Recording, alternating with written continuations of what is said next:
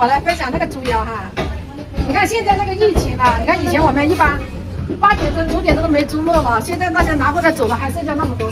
那个疫情影响的很严重啊，真的是每天店家那个收入都少了1000多，真的是太惨了那个疫情。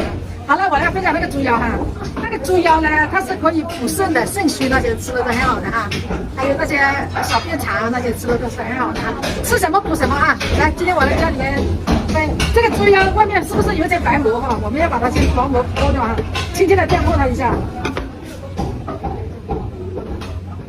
把那层膜剥掉先哈。再薄了就把它切了哈。再把它轻轻的破开。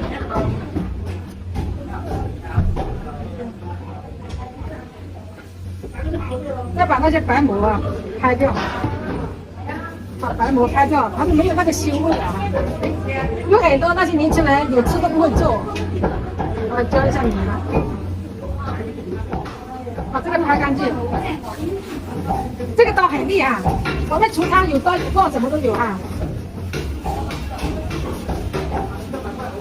大刀小刀什么都有，篮子啊、围裙啊、水衣啊，卖鱼的水衣。那个刀不是说卖猪肉的刀有，就是卖鱼啊、卖牛肉的刀什么都有啊。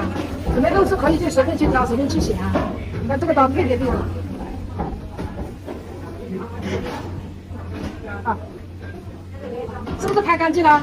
拍干净了，你们拿回去，把它切好了，放点盐水去泡一下。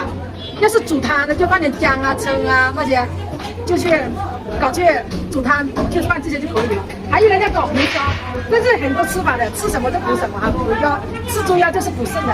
好了，今天就分享到这里哈。你看那个疫情，我们那么多猪都没心情了，哈哈，起码还有几百斤的。好了，我们今天忙得脸都没洗啊。